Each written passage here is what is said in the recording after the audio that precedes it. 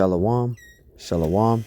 Before I start, I want to give all honors and glories and praises to Yahweh, Bahashem, Yahweh Shai, Bahashem, Waha, Wachakwadash, Yahweh, which is the one and true name of the Heavenly Father, Yahweh Shai, who the world ignorantly calls Jesus Christ, but his one and only true name is Yahweh Shai.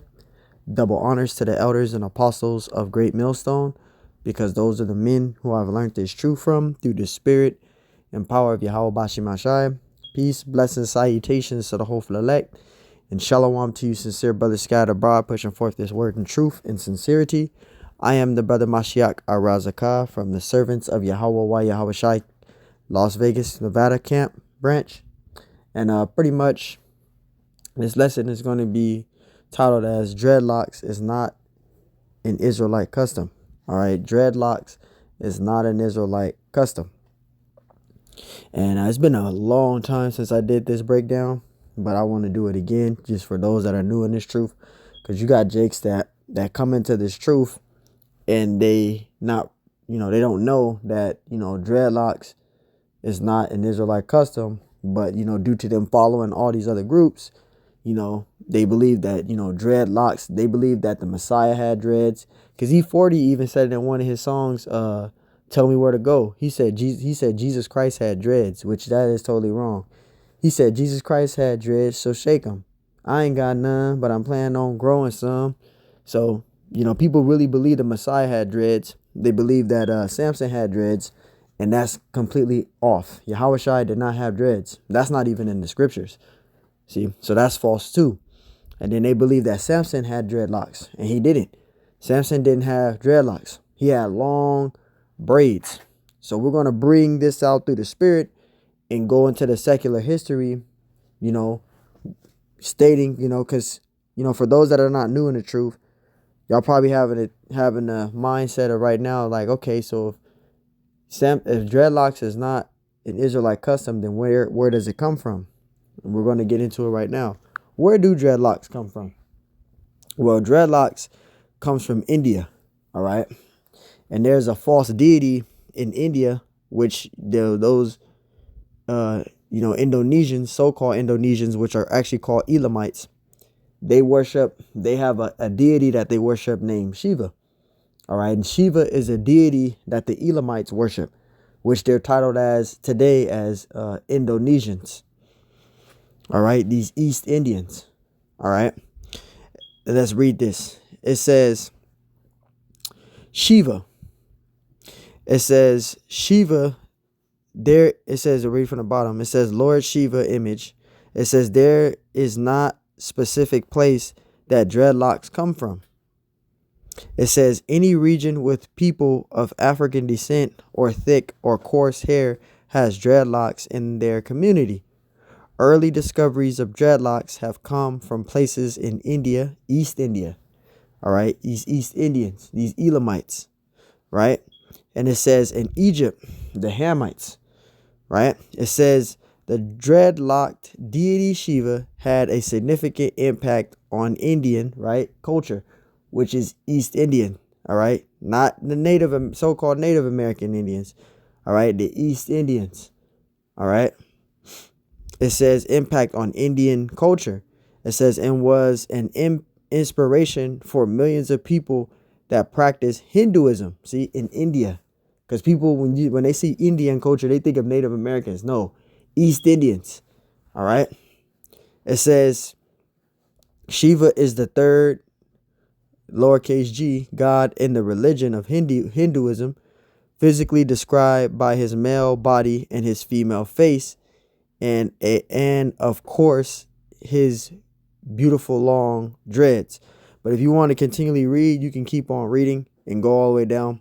But I just want to read this point. So dreadlocks that you see these jakes wearing, you got Future, you got rappers having dreadlocks. You got Future, you got Lil Uzi, you got Lil Durk, you got all these celebrities, with pushing the dreadlock thing. All right. And you got people that highly respected Bob Marley, the Rastafarians, but the Rastafarians took the customs from the Elamites. That's where they got the dreadlock thing from, taking the traditions of the heathen. The Egyptians, they took the customs from the heathens. And that's the thing. Our people, they follow after the way of the heathen, which the scriptures told us not to do. So now we got that out of the way. So now Samson had Samson did not have dreads. All right. He did not have dreads. Now they showed him in a Hollywood movie of the Bible. If you've seen a Hollywood movie of the Bible, they had Samson. He was, I'll say, dark skinned, right? A dark skinned so-called black man. And he had dreads in that shit. Well, he didn't have dreadlocks. All right. He had braids. All right. He had plaits, and we're going to prove it. This is Numbers 6:1.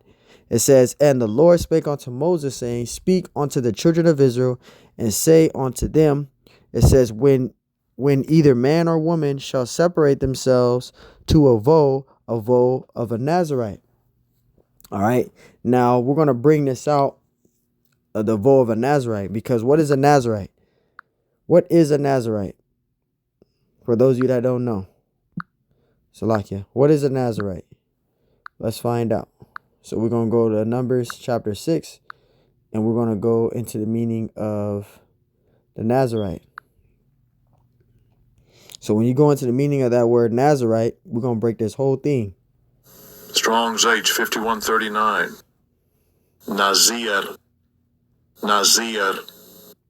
Khan.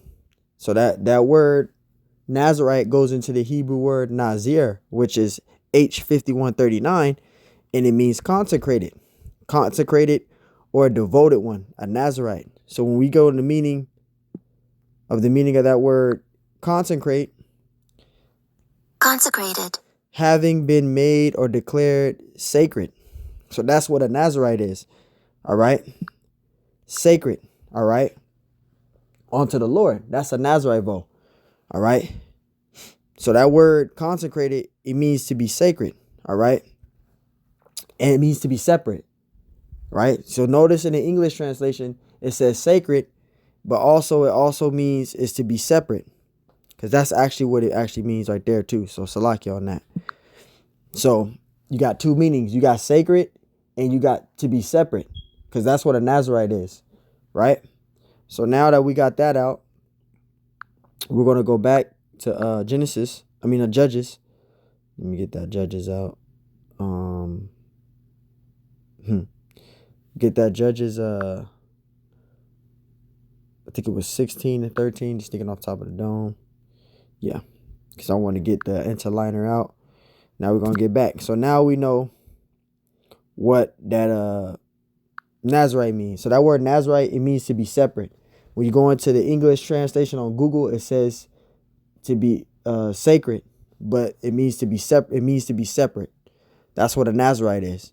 All right. So let's read it from the top again. Numbers 6:1. It says, "And the Lord spake unto Moses, saying, Speak unto the children of Israel, and say unto them, when either man or woman shall separate themselves to vow a vow of a Nazarite." Now, word Nazarite, it means to be separate, consecrated, which means to be separate. All right, or sacred. It says to separate themselves unto the Lord. So when you do a Nazarite vow, all right, you can't eat anything of the vine. But I'm gonna get to that point. You can't eat anything of the vine, right? Anything, tomatoes, grapes. You can't eat anything of the vine, and you can't be around any dead bodies, right? That's a Nazarite vow. Verse 3, it says, "He shall separate himself from wine and strong drink," right? You can't drink any wine. You can't drink anything you can't eat anything of the vine. It says, "And shall drink no vinegar of wine or vinegar of strong drink, neither shall he drink any liquid of grapes, nor eat moist grapes or dried." So you couldn't eat raisins. You can't eat any of those things with a Nazarite vow. So you guys out there that's supposed to be having dreadlocks, and you say you're keeping a Nazarite vow, well, you can't keep a Nazarite vow in this society. All right, you can't keep a Nazarite vow. All right, and dreadlocks is not an Israelite custom anyway. Samson had long braids. He had long braids, long plaits. All right, and it says, verse 4, it says, "All the days of his separation shall he eat nothing that is made of the vine tree. So he can't eat anything of the vine. With a Nazarite vow, you can't eat anything of the vine. Tomatoes, grapes, right? You can't be around dead bodies, any of that. You can't be around anything. You can't be around that. You can't eat anything of the vine, and you couldn't be around any dead bodies or anything like that. It says, all the days of his separation shall he eat nothing that is made of the vine tree, from the kernels even to the husk. It says, all the days of the vow of his separation shall no razor come upon his head, right? Until the days be fulfilled. Because you're supposed to, with a Nazarite vow, you keep your hair for a certain later time, but then you are to cut your hair, right? And then when you cut your hair, put your hair in a furnace to burn it to make a sacrifice to the Lord with your hair. That's a Nazarite vow. And I'm sure none of you dudes is doing that. Cutting your hair I don't know how long it is, probably paraphrase. I don't want to say the wrong thing. But it's a particular time where a Nazarite will grow their hair, and then they will make a sacrifice for the Lord. They will shave their hair off. They will cut their hair for a particular time period of how long they had their hair. Just publicly paraphrasing. So you can't keep a Nazarite vow. You can't.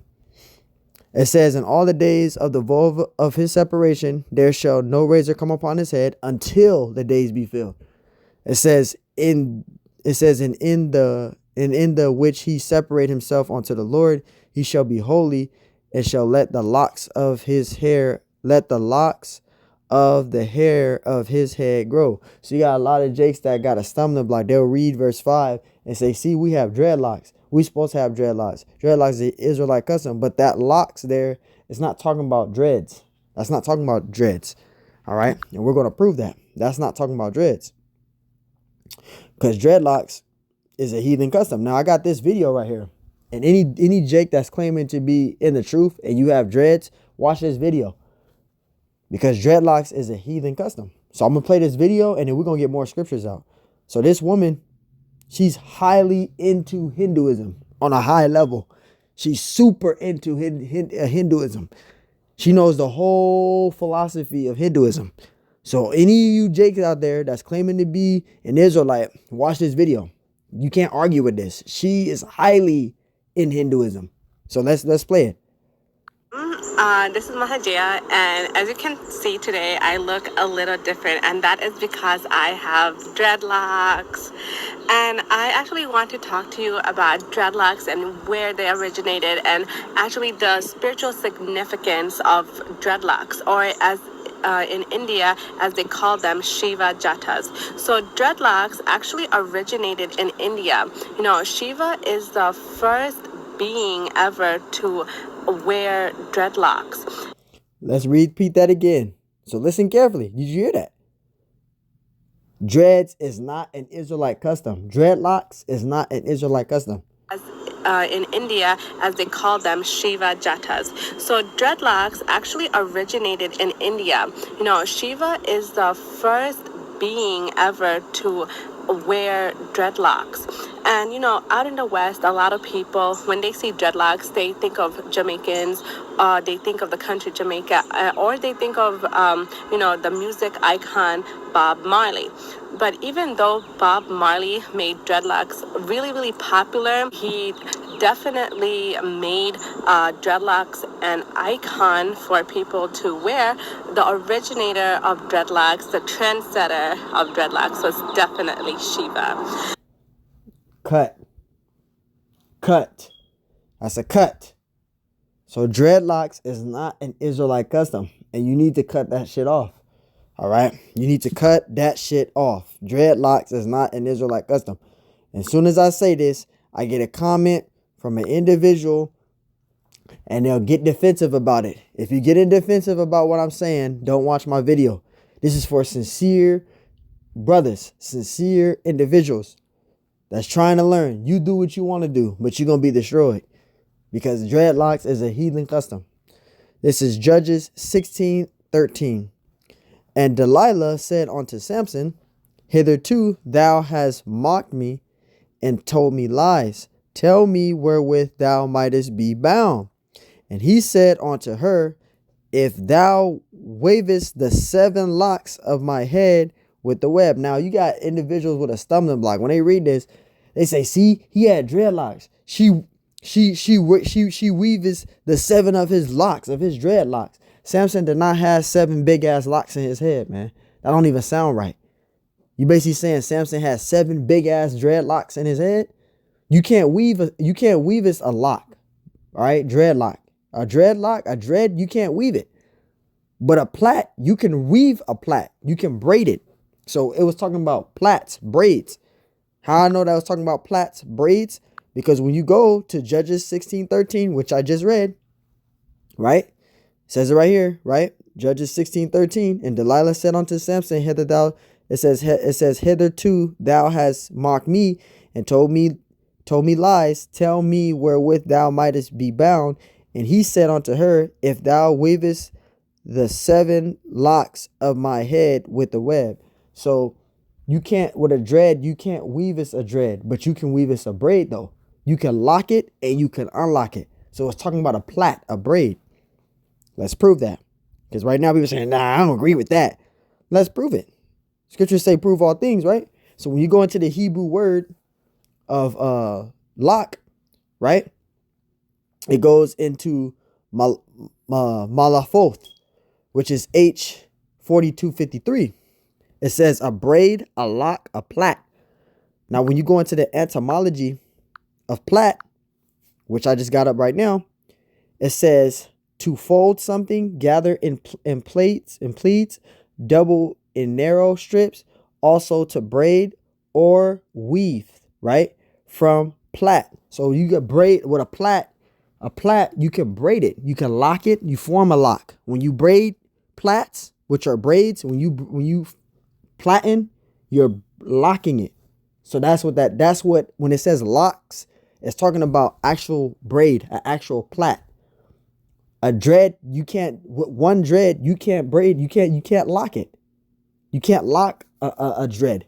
All right. You can't braid, you can't weave a dread. Right. That's why when it comes to having braids, you can take your braids out. You can put your plait in and you can unplait it. You can lock it and you can unlock it. A dread, you can't do that. Once you fucking lock this shit, that's it. And then to top it off, dreadlocks is just nothing but dead hair in your fucking scalp. That's all that is. A dreadlock is nothing but dead hair. It's not it's your hair, but it's just dead hair, right? Because your hair is supposed to shed itself. That's why when you get cornrows, let's say a Jake get cornrows, he get cornrows, and then once you get through time when your hair grows underneath, you get new growth.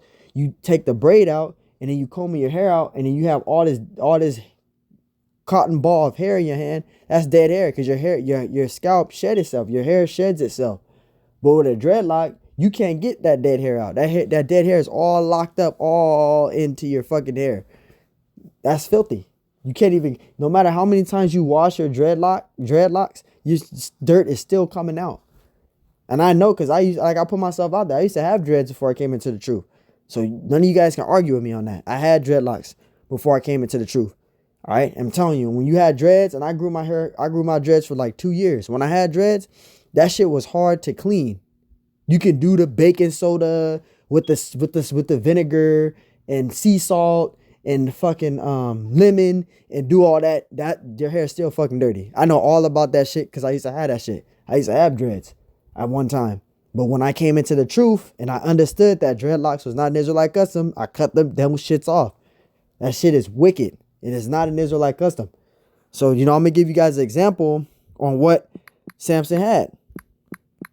This is what he had. This is what Samson had. All right. Now, he didn't have no lineup or none of that. But he had plaits, braids, right? No lineup, but that's what he had. He had plaits. This is what Samson had in his head. He had plaits, braids, plaits. So this is more accurate on what Samson had when he had his hair, when he kept that Nazarite vow. He had plaits. He didn't have dreads, man. He had straight plaits. This is a perfect example right there.